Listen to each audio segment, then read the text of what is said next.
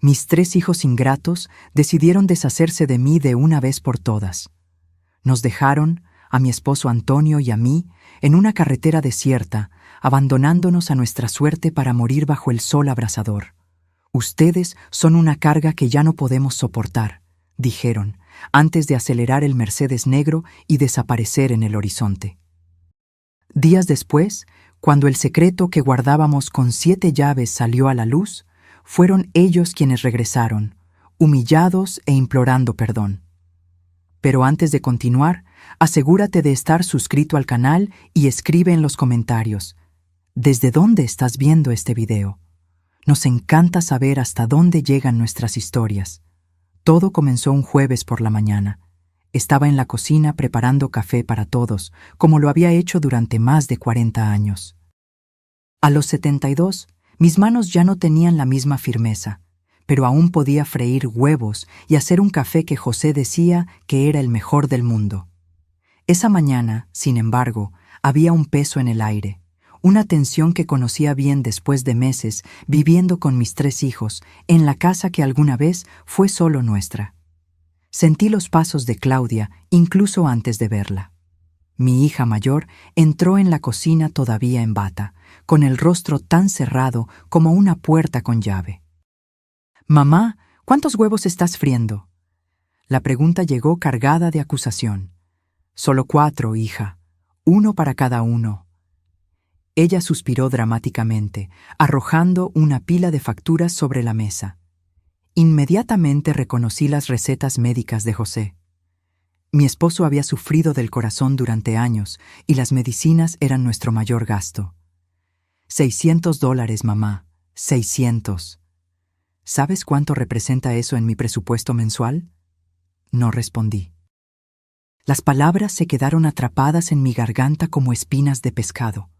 En ese instante, José apareció en la puerta, caminando despacio, apoyándose en las paredes. A los 75 años, cada paso parecía una batalla para él. Su rostro, antes lleno de vida, estaba marcado por una tristeza que me partía el corazón. «Buenos días, hija», dijo, intentando sonreír. Claudia ni siquiera respondió. Tomó un pedazo de pan, lo untó con mantequilla con enojo y salió de la cocina como si estuviéramos contaminados por alguna enfermedad contagiosa. Nos sentamos a la mesa en silencio, comiendo despacio. Miré a José y vi lágrimas formándose en las esquinas de sus ojos cansados. Ese hombre había construido esta casa con sus propias manos, ladrillo por ladrillo. Había trabajado 6 días a la semana durante 4 décadas para darles a sus hijos todo lo que podíamos ofrecer. Y ahora éramos tratados como intrusos en nuestro propio hogar. «Ellos tienen razón, Teresa», murmuró José, mirando su plato. «Estamos dando demasiados problemas». Antes de que pudiera responder, Ricardo entró en la cocina, todavía con su uniforme del turno de noche en la fábrica. Mi hijo del medio siempre había sido el pacificador, el equilibrado, pero su rostro mostraba el mismo cansancio, la misma irritación que veía en Claudia. «Papá, mamá, necesito hablar con ustedes». Se sentó pesadamente en la silla, frotándose el rostro con sus manos callosas. «Esta situación no puede continuar. Están viendo las facturas médicas, ¿verdad?» «Hijo, podemos intentar reducir las medicinas», respondió José con voz temblorosa. «Hablar con el médico sobre alternativas más baratas». Ricardo sacudió la cabeza. «No es solo eso, es todo. La comida, la luz, el espacio. Esta casa ya no da para 5 adultos». «¿Y qué sugieres?», pregunté, aunque ya sabía la respuesta. «Hay un hogar para ancianos. No es de los peores. Tendrían asistencia médica, compañía de personas de su misma edad». «¿Estás hablando de internarnos?». La voz de José salió como un susurro asustado. «No es internamiento, papá. Es una oportunidad para que tengan una vida más adecuada para su edad». Sentí que el mundo se me venía abajo. Esta casa guardaba nuestros recuerdos, nuestros sueños, el olor de nuestros hijos cuando eran pequeños. Cada rincón contaba la historia de una vida entera de trabajo y amor. Fernando, nuestro hijo menor de 34 años, apareció en la puerta, todavía en pijama a pesar de que ya eran más de las 11 de la mañana. ¿Están hablando del asilo? Ya era hora. Ya no puedo dormir con la tos de papá por las madrugadas. No es un asilo, corrigió Ricardo sin mucha convicción. Da igual el nombre. Mi novia ni siquiera quiere venir aquí. Le da vergüenza. Vergüenza. La palabra me golpeó como una bofetada. Nuestra existencia avergonzaba a la gente. José se levantó lentamente y salió al pequeño jardín trasero. Sabía que iba a llorar donde nadie pudiera verlo. Siempre había sido así. Guardaba el dolor para proteger a los demás. Necesitamos una respuesta pronto, dijo Claudia, regresando a la cocina ya vestida para ir a trabajar. Ya agendé una visita al hogar para mañana. En las semanas siguientes, la atmósfera en casa se volvió insoportable. Los hijos ya no hablaban con nosotros más allá de lo estrictamente necesario. Entraban y salían como huéspedes irritados en un hotel de mala calidad. José casi no comía, perdiendo peso visiblemente. Yo me despertaba todas las mañanas con un nudo en el estómago, presintiendo que algo terrible estaba a punto de suceder. Y sucedió un martes, mientras yo estaba tendiendo ropa en la cuerda. Escuché voces susurradas en la sala y me acerqué silenciosamente. ¿Está todo arreglado? Era la voz de Claudia. ¿Vienen a buscarlos esta tarde? Sí, respondió Ricardo, todo acordado con la gente del hogar. ¿Y si no quieren ir? Preguntó Fernando. Irán, afirmó Ricardo con una frialdad que me heló la sangre, porque no tienen otra opción. ¿Les explicaron que es temporal? Preguntó Claudia. Claro que no es temporal. Fernando se rió en voz baja. ¿Conoces a algún anciano que haya regresado del asilo? Mi mundo se derrumbó en ese instante. Me apoyé en la pared para no caer. Planeaban deshacerse de nosotros para siempre, como muebles viejos que ya no combinaban con la decoración. Corrí al jardín, donde José regaba sus plantas con movimientos mecánicos. José, susurré agarrando su brazo. Vienen a buscarnos hoy. Ellos no van a visitarnos más después. José dejó caer la manguera al suelo. El agua continuó fluyendo, empapando sus pies. ¿Sin siquiera avisarnos?, murmuró, la voz saliendo como un gemido. Ya no nos quieren, José, nunca más. Nos abrazamos allí mismo, llorando como niños perdidos.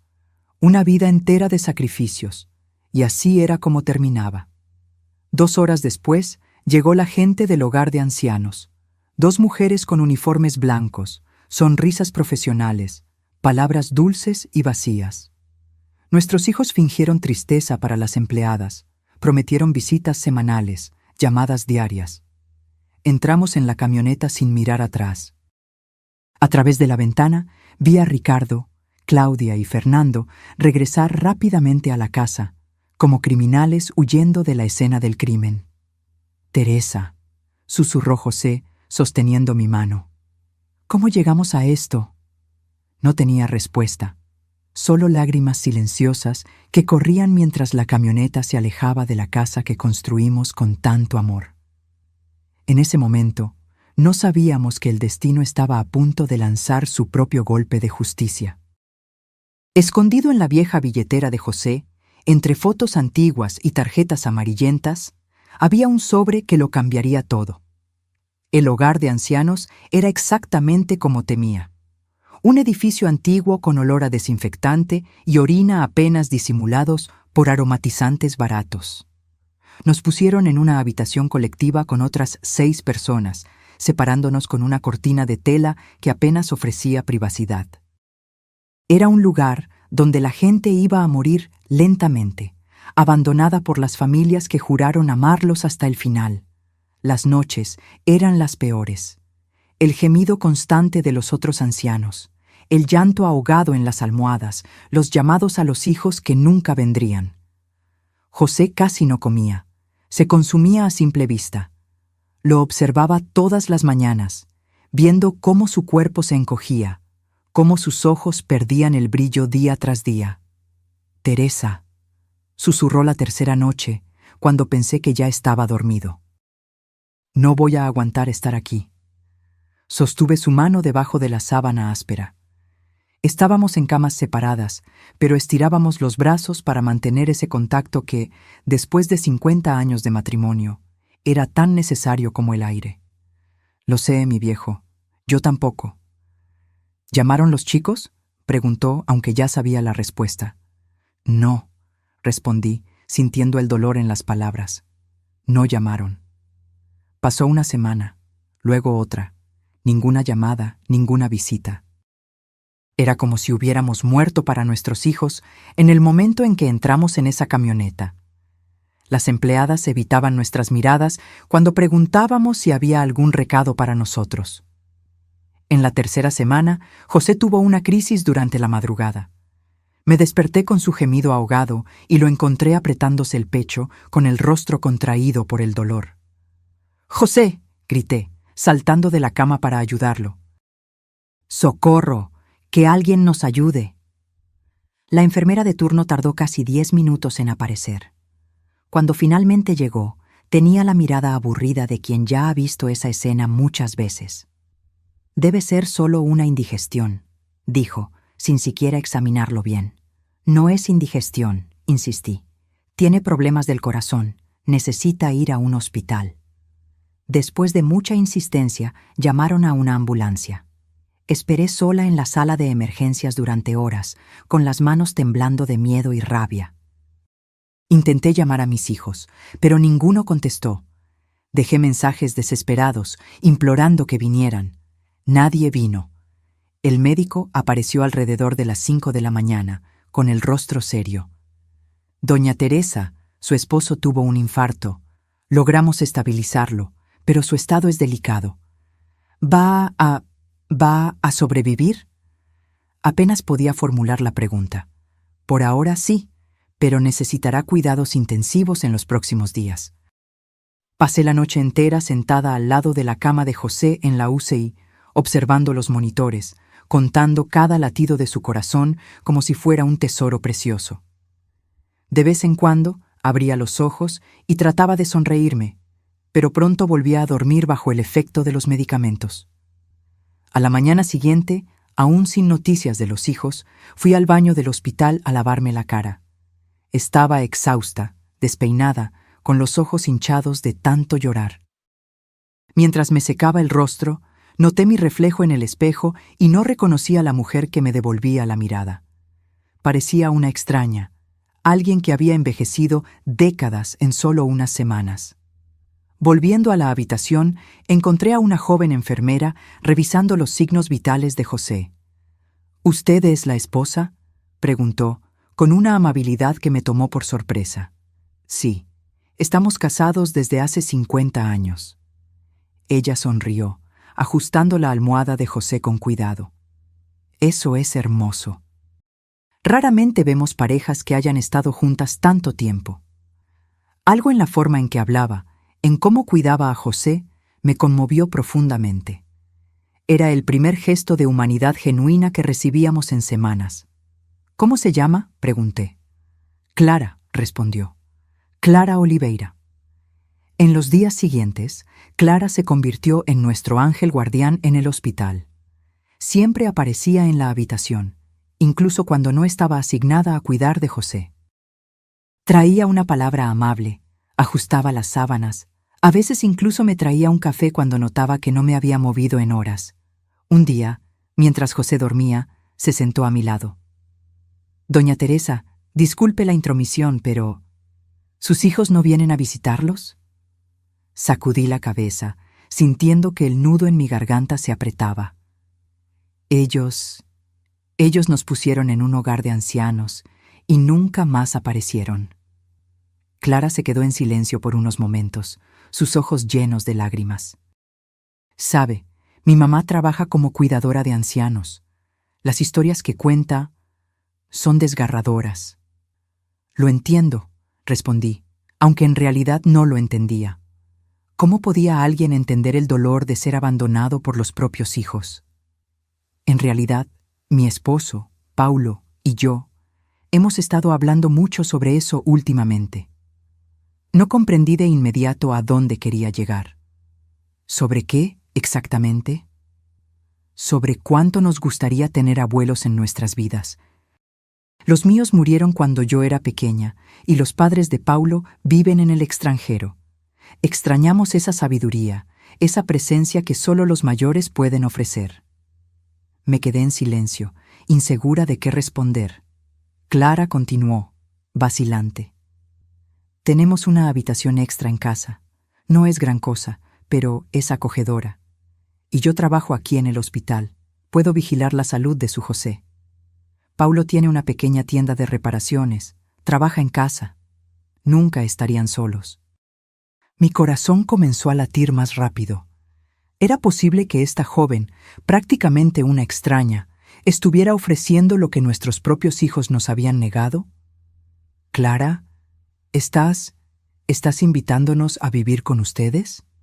Ella se sonrojó, de repente avergonzada. Disculpe si parezco entrometida.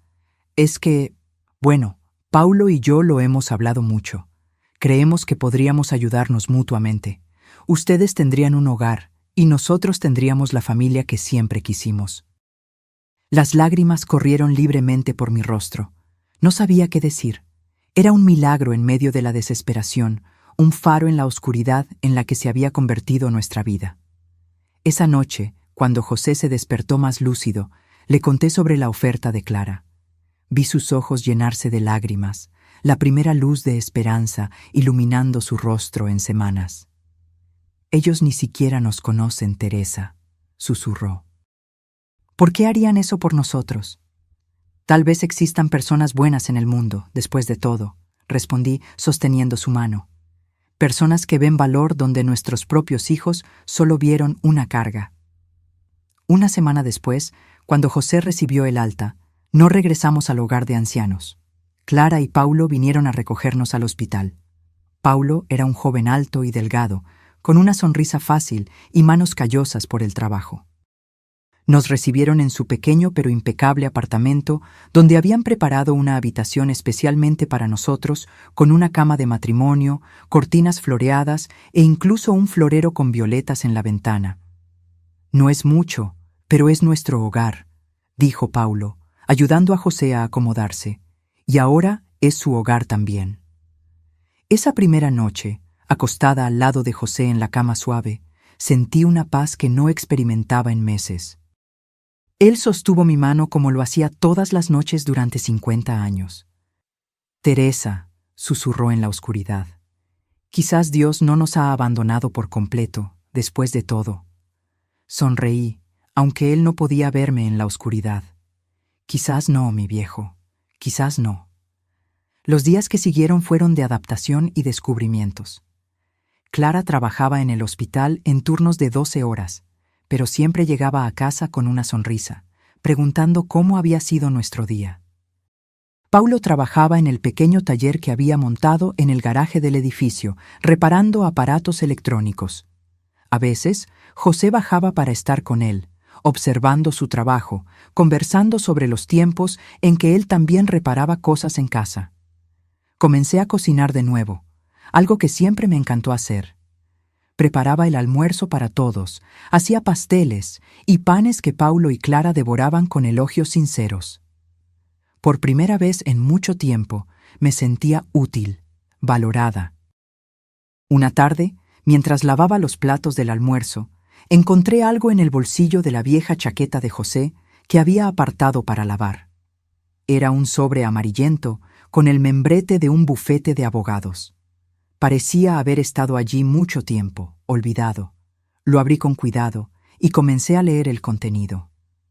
Mi corazón casi se detuvo. Mis manos temblorosas apenas podían sostener los papeles.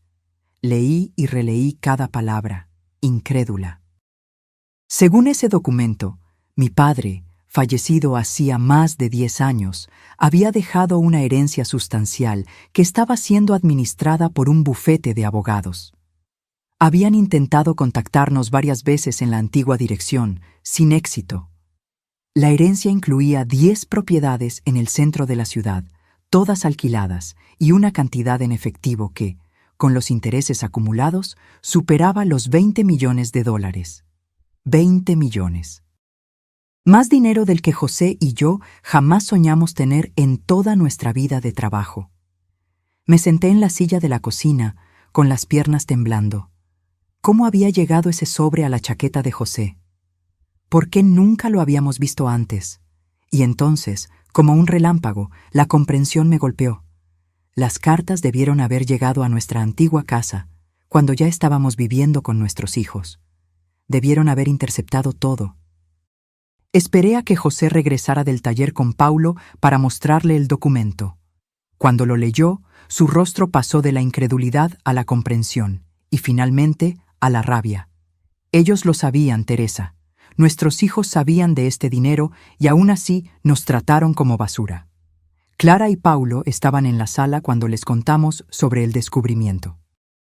La reacción de ellos no fue de codicia o cálculo, como quizás lo hubiera sido la de muchas personas al descubrir que estaban albergando a dos ancianos de repente millonarios.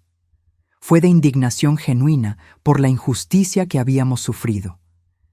«Necesitan contactar a ese abogado de inmediato», dijo Clara, tomando el teléfono. «Mañana mismo iremos a su oficina». A la mañana siguiente, entramos en la oficina del doctor Méndez, un señor de cabello canoso y lentes de montura dorada. Nos recibió con una expresión de alivio. «Señor José y doña Teresa, por fin. Hemos estado tratando de localizarlos durante años. Incluso contratamos a un investigador privado, pero no pudo encontrarlos después de que dejaron la antigua residencia». «Nuestros hijos», dijo José, con voz temblorosa por la rabia contenida. «Debieron haber interceptado las cartas». El abogado se ajustó los lentes, visiblemente incómodo. «Es posible». Recibimos algunas llamadas de personas que decían ser sus hijos, pidiendo información sobre la herencia. Naturalmente, no proporcionamos detalles sin la presencia de los legítimos herederos. Pasamos las horas siguientes firmando documentos, actualizando registros y escuchando explicaciones sobre cómo acceder a nuestros bienes. Al final, el doctor Méndez nos entregó una tarjeta bancaria provisional. Esta tarjeta está vinculada a una de las cuentas corrientes. Le puse un límite diario de $50,000 para retiros y transferencias, hasta que regularicemos toda la documentación. 50,000. Una cantidad que antes me parecería una fortuna inimaginable, ahora era solo un límite diario. Salimos de la oficina en silencio, absorbiendo el cambio drástico en nuestra situación. En el taxi de regreso a casa, José sostuvo mi mano con fuerza. «¿Qué vamos a hacer ahora, Teresa?» Miré por la ventana, viendo la ciudad pasar. «Primero seguiremos con Clara y Paulo. Nos acogieron cuando no teníamos nada, merecen nuestra lealtad». José asintió. «Y nuestros hijos lo descubrirán, tarde o temprano». Sentí un nudo formarse en mi garganta. Por más que el dolor del abandono todavía estuviera fresco, eran nuestros hijos, sangre de nuestra sangre. Vamos a esperar. Vendrán a buscarnos cuando lo sepan. De hecho, no tardaron mucho. 2 semanas después de regularizar la situación con el abogado, estábamos desayunando cuando sonó el interfono. Paulo contestó y regresó con el rostro tenso. «Doña Teresa, son sus hijos, los 3. Dicen que necesitan hablar con ustedes urgentemente». Intercambié una mirada con José. Lo esperábamos, pero no tan pronto. Clara se levantó, instintivamente protectora. «¿Quieren que los eche?» José negó con la cabeza.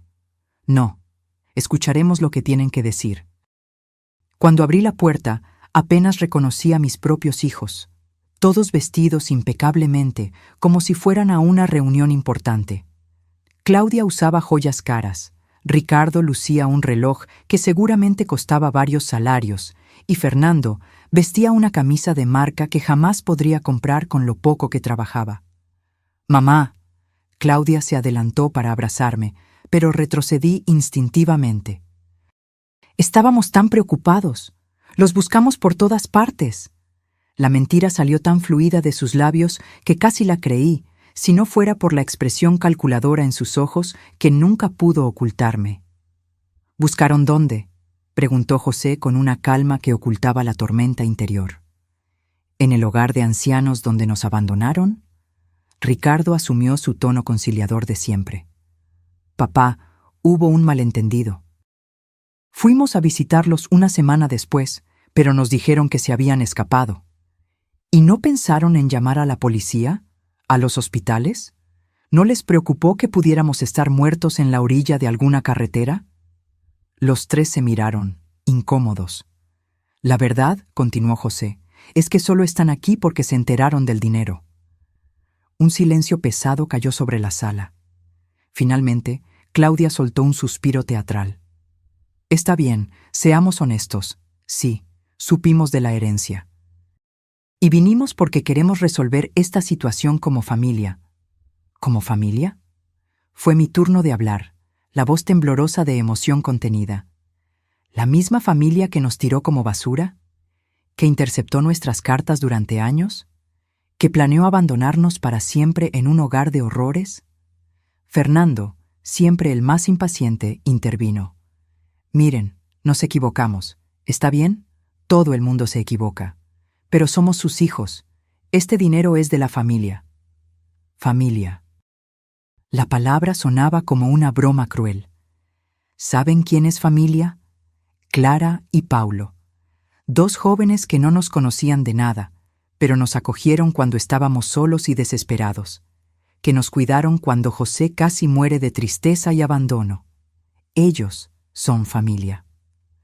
Clara y Paulo, que observaban la escena discretamente en un rincón de la sala, parecieron avergonzados por el reconocimiento. Ricardo los estudió con una mirada calculadora. ¿Así que es eso? ¿Cambiaron a sus propios hijos por dos extraños oportunistas que obviamente están detrás de la herencia? Paulo dio un paso adelante, con el rostro rojo de indignación. Nosotros ni siquiera sabíamos de esta herencia hasta hace 2 días, cuando ellos mismos nos contaron. Acogimos a sus padres porque es lo que hace la gente decente. Claudia soltó una risa amarga. ¡Qué conmovedor! Pero seamos realistas. Este dinero le pertenece a nuestra familia, no a extraños que aparecieron de repente. Observé a mis hijos, tratando de encontrar algún rastro del amor que alguna vez creí que sentían por nosotros. No encontré nada más que codicia y cálculo. En contraste, miré a Clara y Paulo, quienes nos habían dado un hogar cuando no teníamos nada que ofrecer a cambio. La decisión ya estaba tomada incluso antes de que me diera cuenta. Tienen razón en un punto, dije finalmente. El dinero le pertenece a la familia, y nosotros elegimos cuál es nuestra familia ahora. Los rostros de mis hijos se contorsionaron en expresiones de shock y rabia. Ricardo fue el primero en recuperar la compostura. Mamá, no puedes estar hablando en serio. Somos sus hijos, su sangre. Sangre, murmuró José. ¿De qué sirve la sangre cuando no hay amor? Fernando, siempre el más explosivo, se adelantó amenazadoramente. ¡No pueden hacer esto! ¡Este dinero es nuestro por derecho! Paulo se puso entre nosotros y Fernando, protegiéndonos instintivamente. Creo que es hora de que se vayan. ¡No sin antes resolver esto!, gritó Claudia. ¡Vamos a demandar! ¡Vamos a probar que no están en condiciones mentales de administrar este dinero! Aquello fue la gota que colmó el vaso. La idea de que pudieran intentar declararnos incapacitados solo para poner sus manos en la herencia mostró cuán bajo estaban dispuestos a llegar. «Salgan de nuestra casa», dije, con la voz más firme que jamás había tenido. Ahora. Los tres se quedaron inmóviles por un momento, conmocionados por mi determinación. Luego, como una tormenta que finalmente se desata, comenzaron a gritar acusaciones, amenazas, promesas de volver. Paulo llamó a la seguridad del edificio, que amablemente, pero con firmeza, escoltó a mis hijos hacia la salida. Antes de irse, Claudia se dio la vuelta una última vez, con los ojos brillando de rabia. «Esto no se va a quedar así, se van a arrepentir». Cuando la puerta finalmente se cerró, sentí que mis piernas flaqueaban. José me abrazó y lloramos juntos, no por las amenazas, sino por la muerte definitiva de las últimas ilusiones que aún manteníamos sobre nuestros hijos. Esa noche, acostada al lado de José, reflexioné sobre el rumbo que nuestra vida había tomado. ¿Hicimos todo mal, José? ¿Fracasamos como padres? Él suspiró profundamente, acariciando mi cabello canoso. No, Teresa. Dimos amor, educación, valores. Ellos eligieron su camino. No podemos culparnos por eso. ¿Y ahora qué? ¿Qué haremos con tanto dinero? Viviremos, Teresa. Viviremos los años que nos quedan con dignidad y propósito, y ayudaremos a quienes realmente merecen ser ayudados. Me dormí con esas palabras resonando en mi mente, imaginando las posibilidades que se abrían ante nosotros. Era como si, por primera vez en mucho tiempo, el futuro no fuera solo un horizonte sombrío de abandono y soledad, sino un campo abierto de posibilidades. Los meses siguientes fueron de transformación. Con parte del dinero, compramos un apartamento amplio en el mismo edificio donde vivían Clara y Paulo. Insistimos en que se mudaran con nosotros, formando una familia no por sangre, sino por elección. Al principio, dudaron. Doña Teresa, argumentó Clara, no nos deben nada. Hicimos lo que cualquier persona con corazón haría. Precisamente por eso los queremos cerca, respondí, porque los corazones, como los de ustedes, son raros. El apartamento tenía 4 habitaciones, una sala espaciosa con vista al parque de la ciudad y una cocina amplia donde volví a preparar comidas para todos con gusto. José consiguió un rincón en el balcón para sus plantas, que florecieron junto con su ánimo renovado. Paulo montó un taller mejor en el edificio, con equipos nuevos que le compramos. Su negocio de reparaciones creció rápidamente y pronto pudo contratar a 2 ayudantes. Clara continuó trabajando en el hospital, pero redujo su carga horaria para tener más tiempo con nosotros. Nuestra nueva vida parecía un sueño después de la pesadilla que habíamos vivido. Pero la sombra del pasado seguía persiguiéndonos. Nuestros hijos no se rindieron fácilmente. Primero, llegaron las cartas de abogados, alegando que no estábamos mentalmente aptos para gestionar nuestro patrimonio. El doctor Méndez, nuestro abogado, se encargó de responder a todas con evaluaciones médicas que comprobaban nuestra cordura. Luego, intentaron abordarnos en público. Un día, mientras hacíamos compras en el centro comercial, Claudia apareció como por casualidad, fingiendo sorpresa al encontrarnos. «¡Mamá! ¡Papá! ¡Qué maravillosa coincidencia!». José me apretó la mano con fuerza y Clara instintivamente se puso a nuestro lado. Paulo, que empujaba el carrito de compras, se detuvo como si estuviera frente a una serpiente venenosa. «¿Qué quieres, Claudia?», pregunté sin rodeos. Ella intentó mantener la sonrisa forzada, aunque sus ojos revelaban la rabia contenida. «Solo quería ver cómo están. Los extraño». «Extrañas nuestro dinero, querrás decir», respondió José con una franqueza que me sorprendió. La sonrisa de Claudia desapareció como hielo al sol.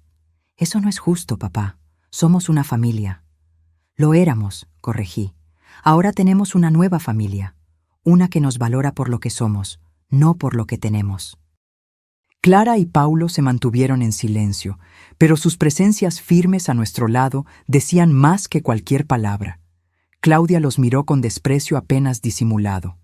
Estos oportunistas los convencieron en contra de sus propios hijos. ¿No se dan cuenta de que están siendo manipulados? Fue Paulo quien respondió, con una calma que contrastaba con la furia en sus ojos. «La única manipulación que veo es la suya, intentando que sus padres se sientan culpables después de todo lo que hicieron». Salimos del centro comercial rápidamente después de ese encuentro, sintiendo la mirada de Claudia siguiéndonos como un depredador frustrado.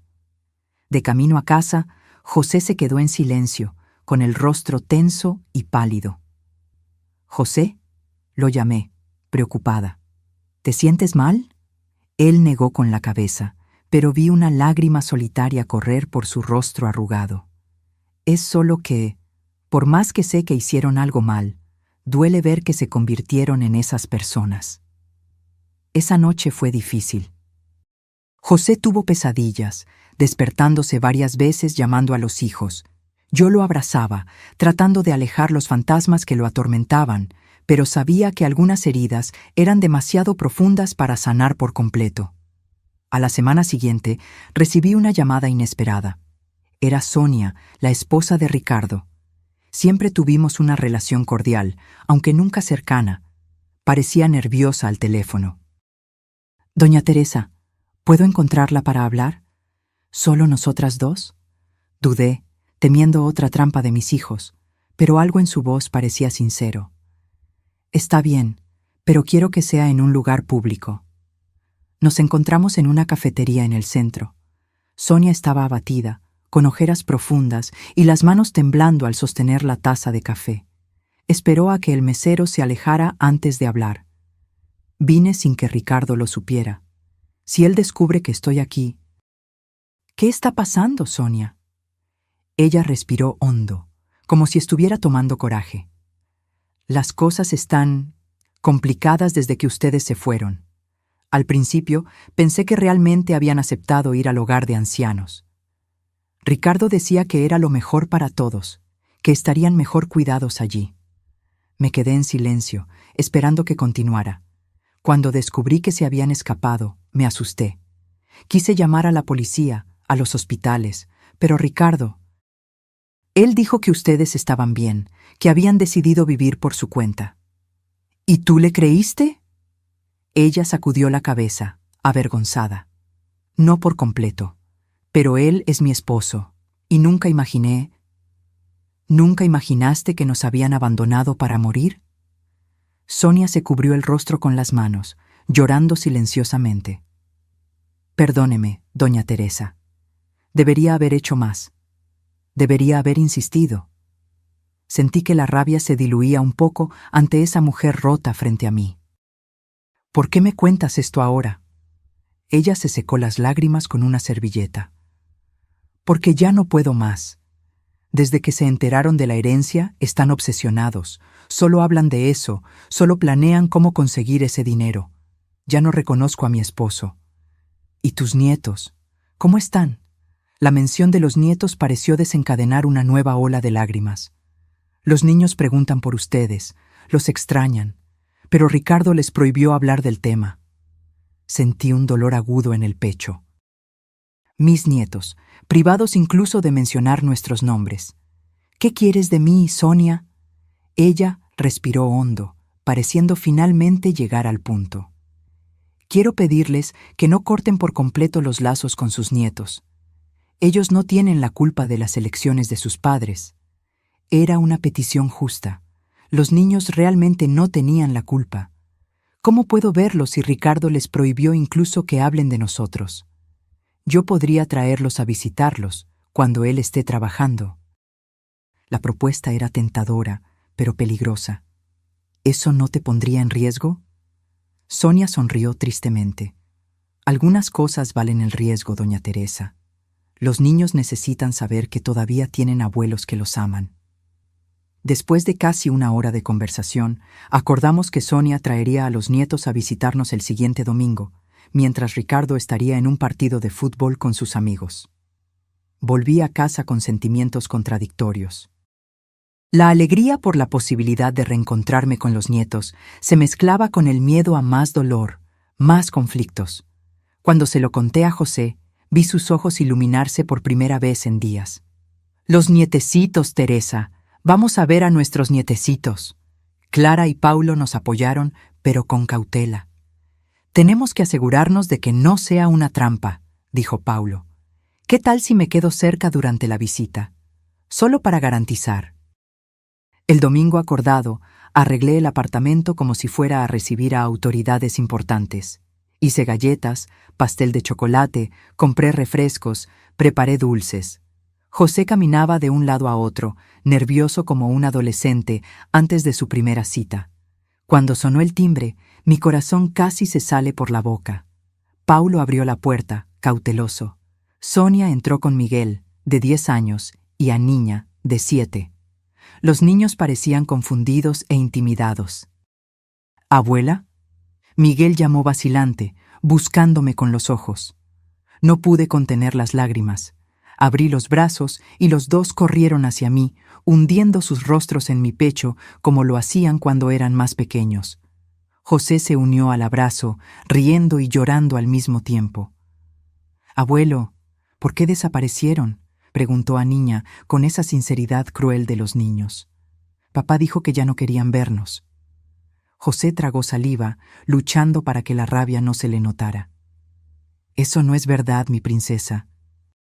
Nunca dejamos de amarlos, nunca». Miguel, siempre más observador, miraba alrededor con curiosidad. «Esta casa es muy genial. ¿Es de ustedes?». «Sí», respondí, agradecida por el cambio de tema. «¿Quieren verla?». Las horas siguientes fueron de pura alegría. Les mostramos el apartamento, les contamos historias, jugamos juegos de mesa que habíamos comprado especialmente para la ocasión. Los niños devoraron los dulces y pidieron más. Clara y Paulo se integraron naturalmente, como si ya fueran parte de la familia desde hace años. Cuando llegó la hora de partir, ninguno de nosotros quería que terminara. Miguel me abrazó con fuerza, susurrándome al oído. «Abuela, ¿puedo venir más veces? Prometo no decírselo a papá». Mi corazón se encogió. «Claro que sí, mi amor. Esta casa siempre estará abierta para ustedes». Sonia prometió traerlos de nuevo cuando fuera seguro. Después de que se fueron, José y yo nos abrazamos en silencio, procesando la montaña rusa emocional que había sido esa tarde. «Son nuestros», susurró él. «Nadie puede quitarnos esto». Esa visita fue como agua en el desierto para nuestras almas resecas por el dolor del abandono. Nos dio fuerzas para continuar, para mirar más allá del sufrimiento y ver posibilidades de felicidad. A la semana siguiente, comenzamos a concretar un plan que se había estado formando en nuestras mentes desde hacía algún tiempo. Usando parte de la herencia, compramos una casa grande en las afueras de la ciudad, con un terreno amplio y aireado. Hablamos con Clara sobre la idea de transformar el lugar en un hogar para ancianos abandonados, no un depósito de personas como aquel del que escapamos, sino un verdadero hogar. Sería un lugar donde las personas mayores pudieran vivir con dignidad, expliqué, con asistencia médica de calidad, actividades, atención. Clara se entusiasmó con la idea. «Puedo coordinar la parte de salud. Conozco enfermeros y cuidadores que serían perfectos para este proyecto». Paulo sugirió que la casa tuviera un taller para los ancianos que quisieran mantenerse activos. Muchos todavía tienen habilidades increíbles y solo necesitan un espacio para ejercerlas. Así nació el Hogar Nueva Vida, nuestro proyecto de retribución. No por venganza contra nuestros hijos, sino como una forma de transformar nuestro dolor en algo positivo, para que otras personas como nosotros no tuvieran que pasar por el mismo infierno. El Hogar Nueva Vida se convirtió rápidamente en el centro de nuestras vidas. Contratamos un equipo de profesionales liderados por Clara: enfermeros, cuidadores, fisioterapeutas, nutricionistas. Paulo supervisaba el mantenimiento y los talleres de trabajos manuales. José se dedicaba al jardín, enseñando a otros ancianos a cultivar flores y hortalizas. Y yo coordinaba la cocina, asegurando que todas las comidas fueran sabrosas y nutritivas, como las que preparaba para mi familia. Nuestra primera residente fue doña Conceição, una señora de 80 años que rescatamos del mismo hogar de horrores del que habíamos escapado. Cuando la encontramos, estaba delgada, apática, casi rendida.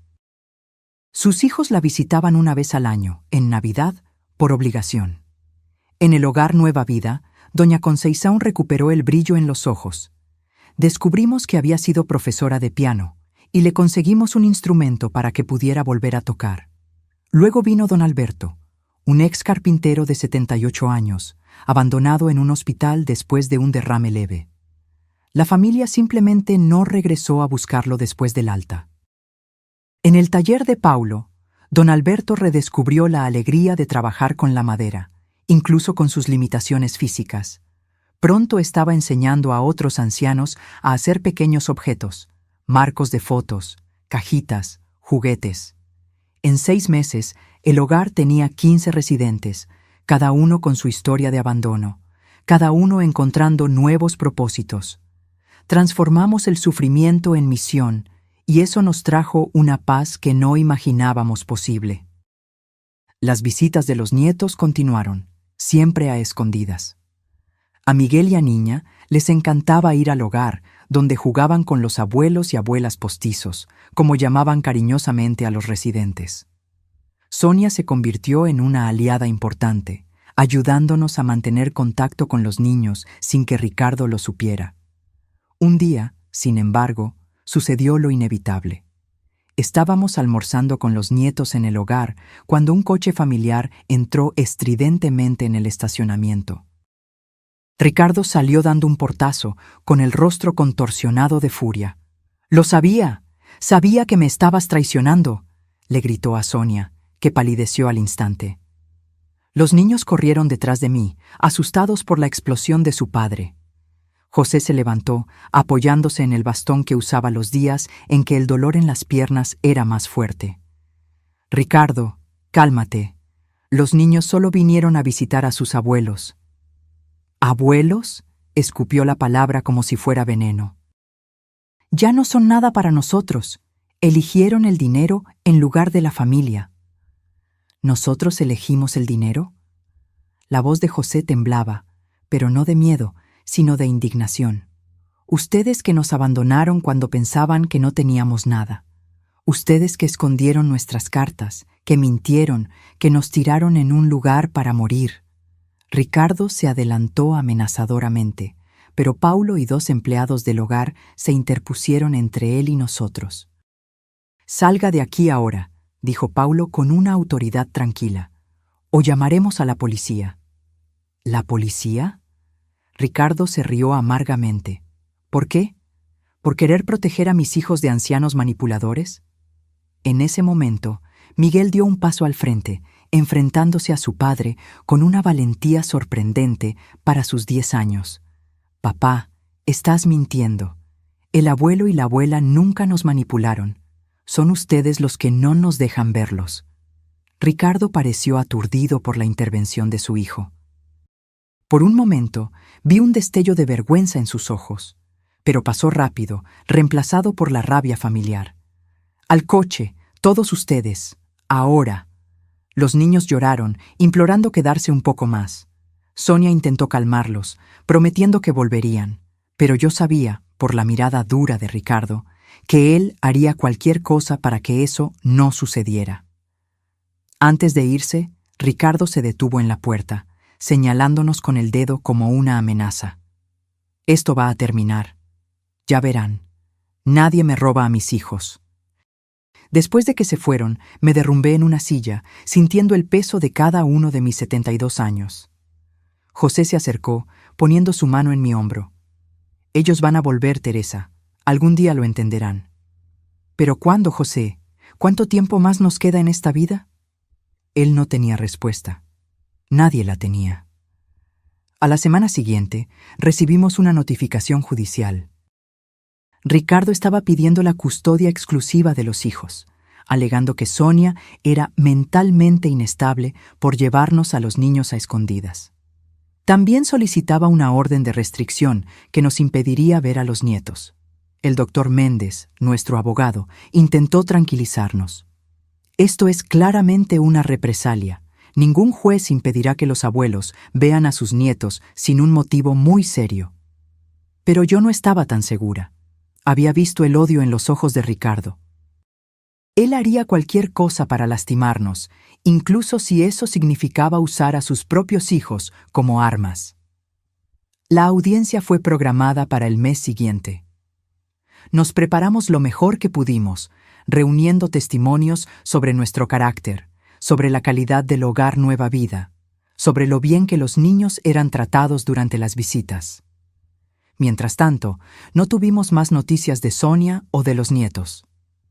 Ricardo había cortado todas las comunicaciones, cambiando incluso los números de teléfono. En la víspera de la audiencia, estábamos en la cocina de nuestro apartamento, tratando de distraernos con los preparativos para la cena. Clara y Paulo habían salido a comprar los ingredientes que faltaban. El interfono sonó y José fue a contestar. ¿Quién es?, preguntó cauteloso, como nos habíamos acostumbrado a hacer desde los incidentes con los hijos. Soy yo, papá, Fernando. Intercambiamos miradas de sorpresa y aprensión. Fernando, nuestro hijo menor, el más distante de los tres, nunca nos había buscado desde la ruptura. ¿Qué quiere?, le susurré a José. No lo sé. Dice que necesita hablar con nosotros urgentemente. Dudé. Una parte de mí quería negarle la entrada, protegernos de más dolor. Pero otra parte, la que nunca dejó de ser madre, quería ver a mi hijo. Quería creer que tal vez, solo tal vez, algo había cambiado. Déjalo subir, decidí finalmente. Fernando parecía diferente cuando entró en el apartamento. Más delgado, con ojeras profundas, el cabello despeinado. Ya no tenía esa arrogancia juvenil que siempre lo había caracterizado. Mamá, papá, murmuró, pareciendo incapaz de continuar. ¿Qué quieres, Fernando?, pregunté, manteniendo distancia emocional y física. Se hundió en el sofá, pareciendo de repente exhausto. Yo no sé por dónde empezar. José se sentó en el sillón frente a él, mirándolo directamente a los ojos. ¿Qué tal por el principio? ¿Por qué nos abandonaron en ese lugar? Fernando bajó la cabeza, pasándose las manos por el cabello en un gesto nervioso que reconocí de su infancia. Fue idea de Claudia, al principio.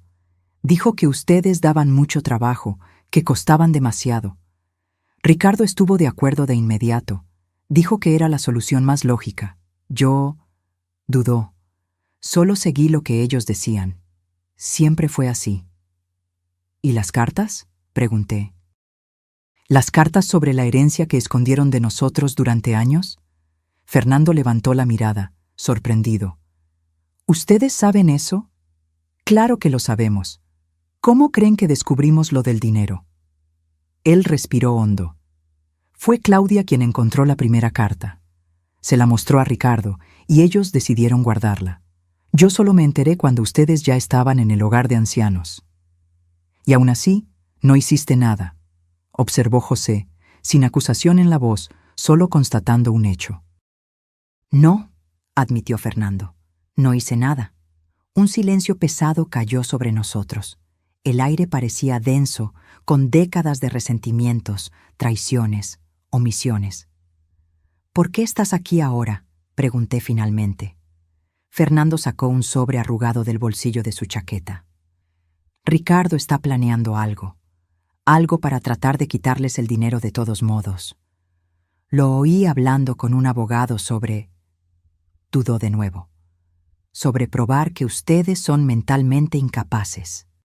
Sentí un escalofrío helado recorrer mi espalda. ¿Cómo pretende probar eso? Estamos perfectamente cuerdos. Tiene un médico dispuesto a firmar informes falsos. Los presentará mañana en la audiencia de custodia, como prueba de que son peligrosos para los niños. José palideció. ¿Llegaría a ese punto? ¿Usar a sus propios hijos así? Fernando asintió tristemente. No se imaginan lo obsesionado que está con ese dinero. Ya no es el Ricardo que conocíamos. Miré el sobre en sus manos. ¿Qué es esto? Pruebas, grabaciones de él discutiendo el plan, copias de los correos electrónicos intercambiados con el médico, incluso un borrador del informe falso. Tomé todo de su computadora anoche. Tomé el sobre con manos temblorosas. ¿Por qué? ¿Por qué nos estás ayudando ahora? Fernando se quedó en silencio por tanto tiempo que pensé que no respondería. Cuando finalmente habló, su voz estaba quebrada. Porque me arrepiento. Todos los días me arrepiento. No del dinero que perdí, aunque, sí, al principio era solo eso. Pero me arrepiento de no haber sido lo suficientemente hombre para defenderlos, de haber dejado que Claudia y Ricardo decidieran todo, de haber sido un cobarde. Las lágrimas corrían libremente por su rostro ahora, sin que hiciera ningún esfuerzo por esconderlas. Sé que es demasiado tarde, sé que nunca me perdonarán, y ni siquiera lo pido. Solo no quiero que Ricardo lastime a nadie más. Ni a ustedes, ni a Sonia, ni a los niños. José se levantó con dificultad y, para mi sorpresa, se acercó a Fernando. Puso su mano en el hombro de su hijo, en un gesto que no veía desde hacía tanto tiempo que parecía pertenecer a otra vida. Nunca es demasiado tarde para hacer lo correcto, hijo. Fernando levantó la mirada, con esperanza e incredulidad luchando en sus ojos hinchados por las lágrimas. En ese momento, escuchamos la llave girando en la puerta. Clara y Paulo habían regresado de las compras. Al ver a Fernando, Paulo instintivamente se puso delante de Clara, en una postura protectora. ¿Qué hace él aquí? José hizo un gesto tranquilizador. «Está todo bien, Paulo. Fernando vino a ayudarnos». Clara miró con desconfianza, con las bolsas de la compra aún en las manos. ¿Ayudarlos cómo? Le expliqué brevemente la situación mientras José llevaba a Fernando a la cocina para que tomara un café. Paulo examinó el contenido del sobre, verificando la autenticidad de los documentos. «Si esto es cierto, el juez se comerá vivo a Ricardo mañana», comentó, hojeando los papeles. «Es cierto», afirmó Fernando desde la cocina. «Yo estaba allí cuando él lo planeó todo». «Puedo testificar». Clara se acercó a mí, preocupada. «¿Estás bien con esto? ¿Con él aquí?» Miré a la cocina, donde José y Fernando conversaban en voz baja. Había tanta historia entre nosotros, tanto dolor, tanto amor desperdiciado. «No lo sé», respondí honestamente, «pero creo que es un comienzo». Esa noche, Fernando durmió en el sofá de la sala. Antes de que nos fuéramos a la cama, me llamó. «Mamá, ¿puedo preguntarte algo?» «Claro». «¿Por qué el hogar Nueva Vida? ¿Por qué usar el dinero para ayudar a otros ancianos en lugar de, no sé, viajar por el mundo, disfrutar?» La pregunta me tomó por sorpresa, no por la duda en sí, sino por el hecho de que Fernando estuviera genuinamente interesado. «Porque entendemos el dolor», respondí simplemente. «Porque sabemos lo que es ser abandonado, ser tratado como algo desechable, y porque descubrimos que la mejor forma de curar nuestro propio dolor es ayudando a otros a curar los suyos». Fernando asintió lentamente, procesando. «Ustedes son mejores personas de lo que nosotros seremos jamás». «No, hijo. Solo aprendimos algunas lecciones de la manera más difícil». A la mañana siguiente, entramos en el tribunal preparados para la batalla. El doctor Méndez había trabajado toda la noche, incorporando las nuevas evidencias al proceso. Fernando caminaba con nosotros, nervioso, pero decidido. Ricardo ya estaba allí con su abogado, mostrando esa confianza de quien está seguro de la victoria. Cuando vio a Fernando a nuestro lado, su expresión se transformó en puro shock, seguido rápidamente por rabia. «¡Traidor!», siseó cuando pasamos por él. Fernando mantuvo la cabeza en alto, sin responder a la provocación. La audiencia comenzó con las alegaciones de Ricardo, que pintó un cuadro de abuelos mentalmente inestables, potencialmente peligrosos para los niños. Su abogado presentó el famoso informe médico, hablando con la autoridad de quien tiene pruebas irrefutables. Cuando llegó nuestro turno, el doctor Méndez se levantó con calma. En lugar de refutar directamente las alegaciones, pidió permiso para llamar a un testigo sorpresa. Fernando Méndez, hijo de los demandados y hermano del demandante. El juez, un hombre de mediana edad con ojos cansados pero atentos, autorizó con un gesto. Fernando caminó hasta la silla de los testigos, temblando visiblemente. Hizo el juramento y miró directamente al juez, evitando la mirada asesina de Ricardo. «Señor Fernando», comenzó el doctor Méndez, ¿puede contarnos sobre las verdaderas intenciones de su hermano en este proceso? Durante la hora siguiente, Fernando desgranó toda la trama: el abandono deliberado en el hogar de ancianos, la intercepción de las cartas sobre la herencia y, finalmente, el plan de Ricardo para declararnos incapaces basándose en informes médicos fraudulentos. Presentó los correos electrónicos, las grabaciones, documentos que probaban cada una de sus afirmaciones. Ricardo se ponía más rojo a cada minuto, casi echando espuma por la boca de rabia. Su abogado intentó interrumpir varias veces, alegando que las pruebas eran inadmisibles, pero el juez mantuvo el orden en el tribunal. Finalmente, Fernando llegó a la parte más difícil del testimonio, su propia participación. «Yo también soy culpable», declaró con voz quebrada.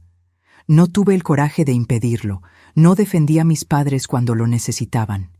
Permití que fueran abandonados y maltratados. Y ahora estoy aquí no para redimirme, sé que eso es imposible, sino para impedir que se haga más daño». Cuando terminó, el silencio en la sala era absoluto. El juez se quitó los lentes, frotándose los ojos como si tratara de procesar todo lo que acababa de escuchar. «En 30 años en la magistratura», dijo finalmente, «raramente he visto un caso de tanta crueldad contra personas mayores. Y viniendo de hijos, es simplemente repugnante». Se volvió hacia Ricardo, que parecía haberse encogido físicamente durante el testimonio de su hermano. «Señor Ricardo Méndez, estoy desestimando su petición de custodia exclusiva y orden de restricción. Además, estoy remitiendo este caso al Ministerio Público para investigar posibles crímenes contra personas mayores y fraude procesal. Le sugiero encarecidamente que consiga un buen abogado criminalista». Ricardo se levantó furioso. «No puede hacer eso. Ellos tienen nuestro dinero». «Señor Méndez», la voz del juez tronó, «una palabra más y lo detendré por desacato. Esta audiencia ha terminado». Salimos del tribunal en estado de shock y alivio. En el estacionamiento encontramos a Sonia con Miguel y a Niña, esperando ansiosamente. «¿Y bien?», preguntó ella, sosteniendo a los niños de las manos. «Ganamos», respondí simplemente. Miguel y a Niña corrieron a abrazarnos. Detrás de nosotros, Fernando observaba la escena con una expresión de dolor y arrepentimiento. «Tío Fernando», gritó Miguel, notando su presencia, «¿viniste a ver a la abuela y al abuelo también?». Fernando se acercó vacilante, mirándome como si pidiera permiso. Asentí levemente. «Sí, Miguel, vine para quedarme». En los meses que siguieron, nuestra familia pasó por una reconstrucción lenta y delicada. Fernando comenzó a trabajar en el hogar Nueva Vida, inicialmente solo ayudando a Paulo en las tareas de mantenimiento. Se mantenía distante de los otros residentes, como si no se sintiera digno de socializar. Poco a poco, sin embargo, fue abriéndose. Su primer avance significativo sucedió con don Alberto, el ex carpintero. Un día, los encontré a los dos en el taller, encorvados sobre una pieza de madera. Don Alberto explicaba pacientemente cómo hacer un tallado específico, y Fernando lo observaba con una concentración que no veía desde que él era un niño, aprendiendo a andar en bicicleta. «La mano todavía me tiembla un poco», decía don Alberto, «pero a la madera no le importa. Ella espera». Fernando asintió, absorbiendo no solo la técnica, sino la filosofía detrás de ella. Observé discretamente desde la puerta, sintiendo un nudo en la garganta. Mi hijo menor, que siempre había sido el más inquieto, el más impaciente, aprendiendo sobre paciencia con un anciano que había sido abandonado, al igual que nosotros. «¿Mamá?». Fernando me vio e inmediatamente pareció avergonzado, como si lo hubieran atrapado haciendo algo mal. Estoy tratando de aprender». «Continúa», lo animé. «Don Alberto es el mejor maestro que podrías tener».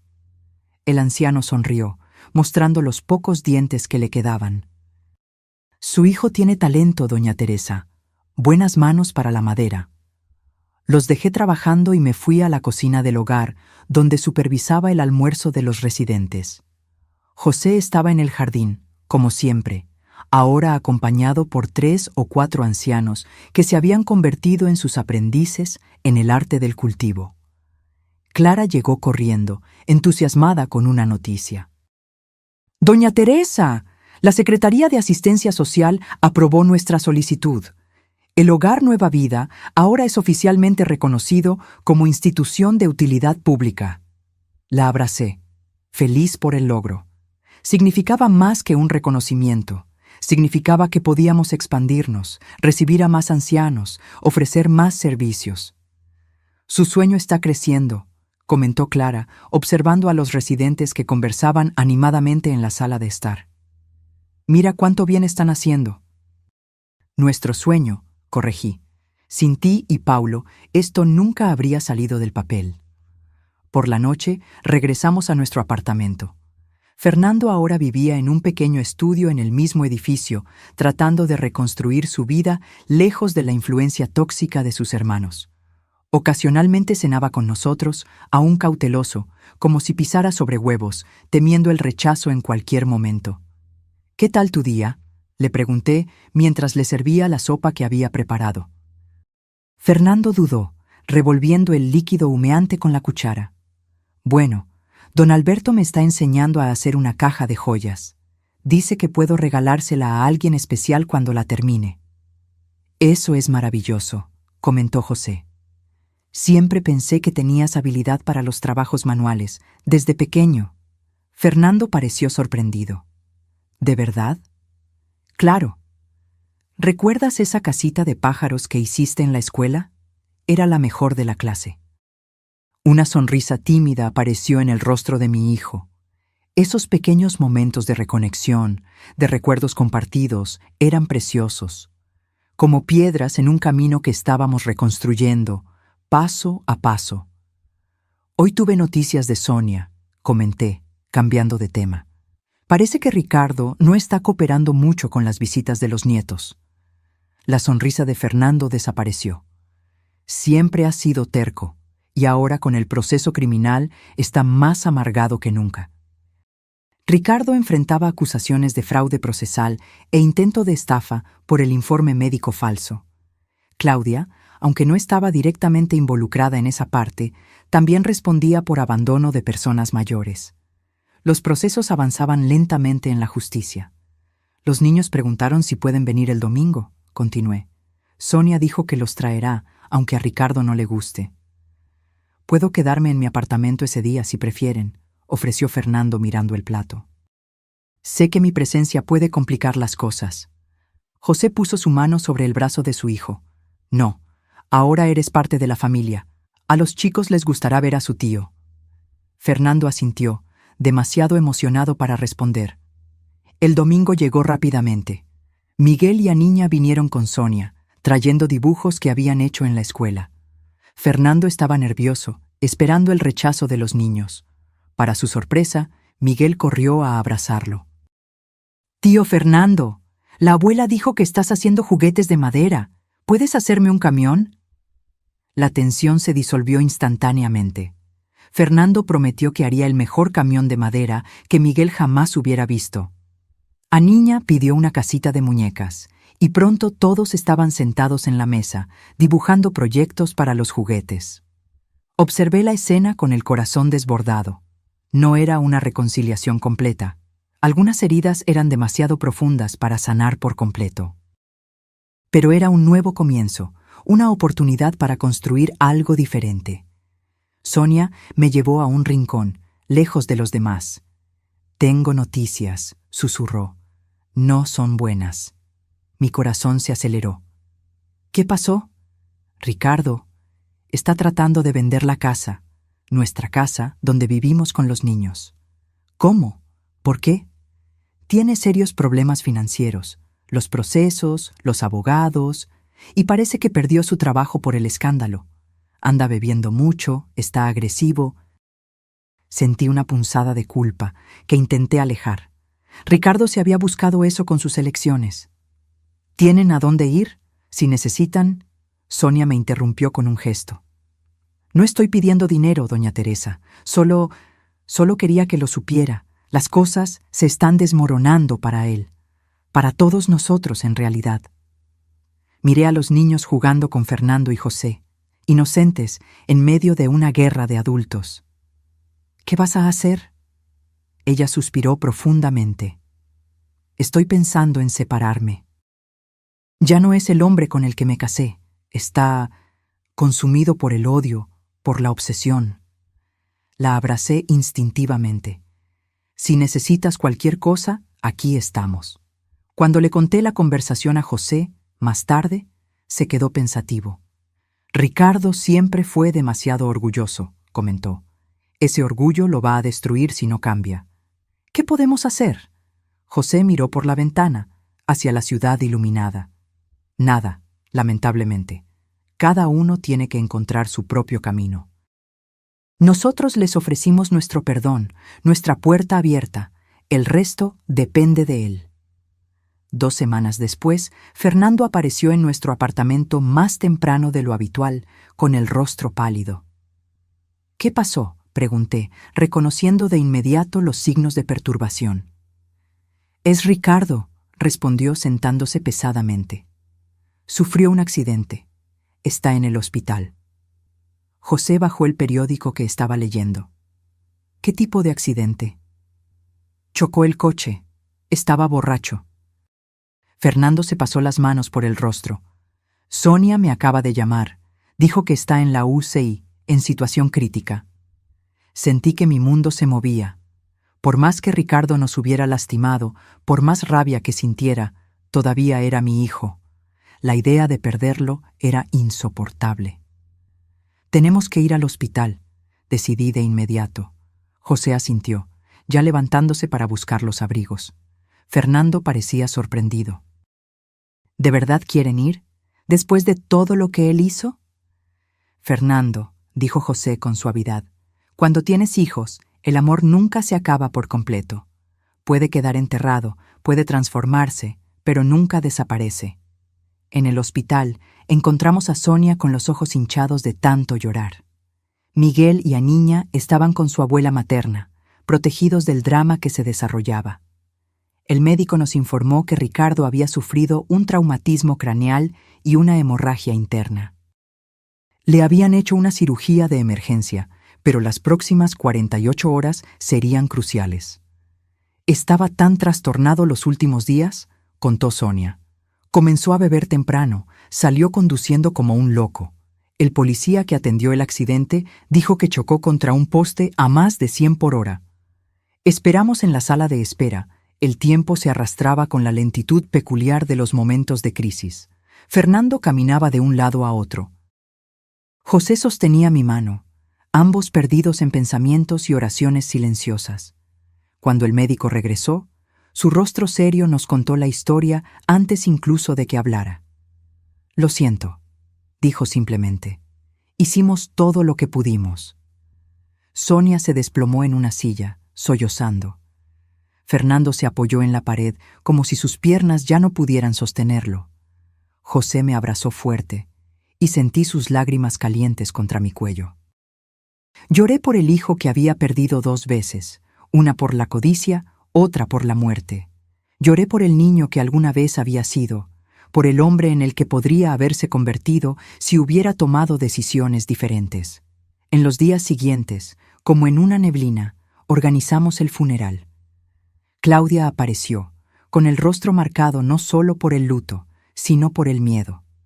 Con la muerte de Ricardo, los procesos en su contra ganaban nuevo peso. Estaba sola ahora, sin su hermano para compartir la culpa. Cuando nuestras miradas se cruzaron en el cementerio, vi algo que nunca había visto antes en los ojos de mi hija: vulnerabilidad. Ya no había arrogancia, no había cálculo, solo una mujer devastada, enfrentando las consecuencias de sus elecciones. Después de la ceremonia, cuando casi todos se habían ido, Claudia se acercó vacilante. «Mamá», su voz era solo un susurro. Yo no sé qué decir. La miré, a esta extraña que era mi hija. «Entonces no digas nada, a veces el silencio es mejor». Yo nunca quise que esto sucediera, con Ricardo, quiero decir. Nadie lo quiso, Claudia, pero nuestras acciones tienen consecuencias, muchas veces más allá de lo que podemos prever. Ella bajó la mirada, con las manos temblando levemente. ¿Qué va a pasar conmigo ahora? La pregunta me tomó por sorpresa, no por el contenido, sino por la vulnerabilidad genuina que conllevaba. Eso depende en parte de ti, respondí honestamente. Los procesos continuarán, pero siempre hay espacio para la reparación, para el cambio. José, que se había acercado silenciosamente, añadió: «Nuestra puerta está abierta, Claudia. Siempre lo ha estado. Pero necesitas entrar con el corazón abierto, no con las viejas intenciones». Ella asintió. con lágrimas corriendo silenciosamente. No hubo abrazos, no hubo promesas. Solo esa pequeña apertura, esa posibilidad de un camino diferente. En el coche, de regreso a casa, José sostuvo mi mano.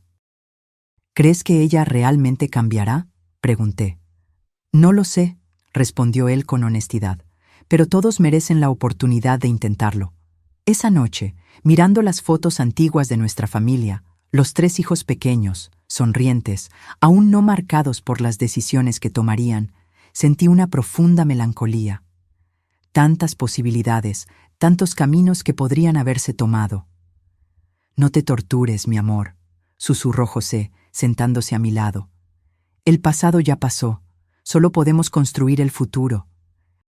Asentí, guardando el álbum. Tenía razón, como siempre. Al día siguiente, continuaríamos nuestro trabajo en el Hogar Nueva Vida. Continuaríamos acogiendo a Fernando en su viaje de redención. Continuaríamos ofreciendo a Claudia la posibilidad de reconciliación. Continuaríamos siendo abuelos para Miguel y a Niña, apoyo para Sonia. Continuaríamos viviendo, amando, perdonando. Porque al final descubrí que esa es la verdadera riqueza, no los millones en nuestra cuenta bancaria, sino la capacidad de transformar incluso las peores heridas en algo que sana a nosotros mismos y a los demás. Han pasado 3 años desde la muerte de Ricardo. Años de transformaciones, curaciones y nuevos comienzos. El Hogar Nueva Vida ha crecido, acogiendo ahora a 30 ancianos. Compramos la casa de al lado y expandimos las instalaciones, creando un ala especializada para personas mayores con demencia y Alzheimer. Clara coordinaba un equipo de 15 profesionales, implementando prácticas innovadoras de cuidado. Fernando encontró su propósito en la carpintería. Lo que comenzó como terapia personal se transformó en vocación. Creó un taller para enseñar el oficio no solo a los ancianos del hogar, sino a jóvenes en situación de vulnerabilidad social. Decía que era su forma de reparación, ayudar a unir generaciones que normalmente no se encontrarían. Claudia, contra todas las expectativas, también encontró su camino hacia la redención. Los primeros meses fueron difíciles. Cumplió servicios comunitarios como parte del acuerdo judicial por los crímenes contra nosotros, trabajando a regañadientes en el hogar. Recuerdo el día en que la vi cambiar de verdad. Estaba ayudando a doña Conceição a comer cuando la anciana tuvo un lapsus de memoria y confundió a Claudia con su propia hija, que rara vez la visitaba. «Marina, qué bueno que viniste hoy», dijo doña Conceição, sosteniendo la mano de Claudia. «Te extrañé tanto». Vi a mi hija congelarse, sin saber cómo reaccionar. Por un momento pensé que corregiría a la señora, tal vez incluso con rudeza, pero para mi sorpresa, Claudia sonrió gentilmente.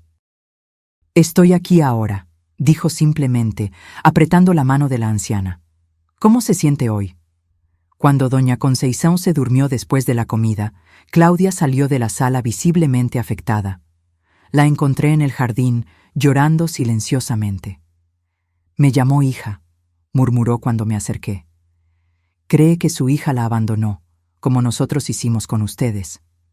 No dije nada, solo me senté a su lado en el banco. Nunca había entendido realmente lo que les hicimos. Puse mi mano sobre la suya. «Ahora lo entiendes». «Es horrible», susurró ella. «¿Cómo pudimos hacer eso? ¿Cómo pude hacer eso con mis propios padres?» Esa tarde marcó el inicio de la verdadera transformación de Claudia. Comenzó a ser voluntaria en el hogar incluso después de cumplir su condena. Volvió a estudiar, graduándose en gerontología. Hoy coordina un programa de apoyo a cuidadores familiares, ayudando a personas que enfrentan el desafío de cuidar a parientes ancianos en casa. Nuestra relación nunca volvió a ser lo que era antes. Algunas fracturas son demasiado profundas para sanar por completo. Pero encontramos un nuevo equilibrio, un respeto mutuo nacido del dolor compartido y de la sanación buscada juntas. Sonia se mudó a un apartamento cerca del nuestro con Miguel y a Niña. Los niños crecieron teniendo abuelos presentes, viniendo a visitarnos casi a diario después de la escuela. Miguel, ahora con 13 años, pasaba horas en el taller con Fernando, aprendiendo los secretos de la carpintería. Aniña, a los 10, prefería el jardín, donde ayudaba a José a cultivar flores y verduras que abastecían la cocina del hogar. José y yo, a los 75 y 72 años, encontramos una paz que nunca imaginamos posible después del trauma del abandono. Usamos la mayor parte de la herencia para crear una fundación que financia hogares para ancianos éticos en todo el país, estableciendo estándares rigurosos de cuidado y dignidad. Una tarde de domingo estábamos todos reunidos para el almuerzo, José y yo, Fernando y su novia Mariana, una enfermera que conoció en el hogar, Claudia, que venía sola, todavía no lista para nuevas relaciones, Sonia con los niños, Clara y Paulo con su hija pequeña, Elena. La mesa estaba llena, las conversaciones eran animadas, las risas de los niños, una escena que parecía imposible años atrás. Después del almuerzo, mientras los demás conversaban en la sala, José me llamó al balcón. El atardecer pintaba el cielo de naranja y rosa, una vista que nunca dejaba de emocionarme. «¿En qué estás pensando?», pregunté, notando su mirada distante. Él sonrió, esa sonrisa que conocía tan bien después de 53 años de matrimonio. «En los viajes. En cómo a veces necesitamos perdernos por completo para encontrar el camino correcto». Apoyé la cabeza en su hombro, sintiendo la comodidad familiar de su cuerpo contra el mío. ¿Quién diría que nuestro peor momento se transformaría en nuestra mayor bendición? El abandono no fue la bendición, corrigió él gentilmente. Fue lo que elegimos hacer con él. En ese momento, con la luz dorada del final de la tarde iluminando su rostro arrugado, José parecía más sabio y hermoso que nunca. Sus manos, ahora más temblorosas por la edad, aún sostenían las mías con la misma firmeza de cuando éramos jóvenes. «¿Sabes qué me da más paz?», continuó. «Ver que rompimos el ciclo. Miguel y Aniña están creciendo viendo el valor de las personas mayores, aprendiendo que el amor no es condicional». Asentí, observando a nuestros nietos a través de la ventana. Miguel le mostraba a Claudia un pequeño tallado de madera que había hecho, y ella lo elogiaba sinceramente. Aniña dibujaba algo en su cuaderno, probablemente otro de los retratos que le gustaba hacer de todos los ancianos del hogar. «Ellos no van a abandonar a sus padres cuando envejezcan», comenté. «Ni a sus propios hijos cuando llegue su turno». José asintió. «Y eso vale más que los 20 millones». Nos quedamos allí, en silencio cómodo, viendo el sol ponerse. Pensando en las lecciones que la vida nos enseñó de la manera más dura, que el verdadero valor no está en el dinero o las posesiones, sino en el amor que damos y recibimos, que las heridas más profundas pueden convertirse en fuentes de sanación, que nunca es demasiado tarde para empezar de nuevo. Una semana después, José tuvo un derrame mientras trabajaba en el jardín del hogar. «Fue rápido y sin dolor», dijeron los médicos. Partió haciendo lo que amaba, rodeado de personas que lo respetaban y admiraban. El funeral fue diferente al de Ricardo. No solo había familia, sino decenas de ancianos del hogar, empleados, vecinos, personas cuyas vidas habían sido tocadas por José de alguna manera. Cada uno tenía una historia que contar sobre su amabilidad, su sabiduría, su capacidad para perdonar incluso las peores ofensas. Fernando organizó que cada anciano del hogar plantara un árbol en memoria de José, creando un pequeño bosque en la parte trasera de la propiedad. «Un lugar donde la gente podrá sentarse y sentir su presencia», explicó, como todos la sentíamos cuando él estaba en el jardín. Claudia coordinó un memorial donde se exhibieron cientos de fotos de José, no solo las antiguas con nuestra familia original, sino principalmente las nuevas, mostrándolo en su misión en el hogar, con la nueva familia que habíamos construido. Los primeros meses sin él fueron los más difíciles de mi vida. Ni siquiera el abandono de los hijos había dolido tanto como esta ausencia definitiva. Cada mañana me despertaba buscando instintivamente su presencia a mi lado, solo para encontrar el vacío. Lo que me salvó fue el propósito que habíamos construido juntos. El hogar, los ancianos, la fundación, nuestra familia reconstruida, todo necesitaba continuar. José lo habría querido así. Una tarde, 6 meses después de su partida, estaba sentada en el jardín que él había creado. Los árboles plantados en su memoria aún eran pequeños, pero ya mostraban los primeros brotes primaverales. Miguel vino a sentarse a mi lado, ahora casi de mi altura. «Abuela», comenzó él vacilante. «¿Puedo preguntarte algo?» «Claro, mi amor». «¿No odias a mi papá por todo lo que hizo?» La pregunta me tomó por sorpresa. Miguel rara vez hablaba de Ricardo, como si el trauma de la pérdida hubiera convertido el tema en tabú. «No, Miguel», respondí honestamente. «No lo odio. Lo odié por un tiempo. Pero descubrí que el odio solo me lastimaba a mí, no a él». «¿Pero cómo pudiste perdonar? ¿Después de todo?»